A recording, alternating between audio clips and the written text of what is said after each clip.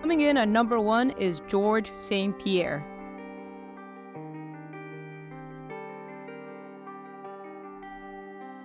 When looking at the perfect example in and out of the octagon, look no further than George Rush St-Pierre, who retired on top with a record of 26-2, 2 losses that came to Matt Hughes and Matt Serra, which he later avenged by finish.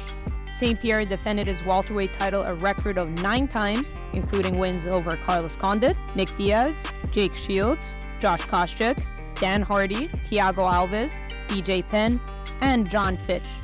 After defending his title against Johnny Hendricks, a split decision at UFC 167, one that was questioned by many, he decided to vacate his belt and walk away from the sport. But even if St-Pierre walked away at that point, there was no denying his greatness. But if there was one asterisk, one criticism towards St-Pierre's career was that he never moved up a weight class or challenged himself in a different weight class.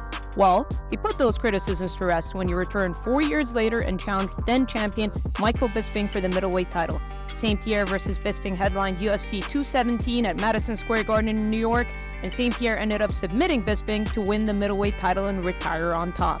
Incredible career for GSP, somebody who had great MMA wrestling, arguably the best, or one of the best in UFC history, and he didn't even come from a wrestling background.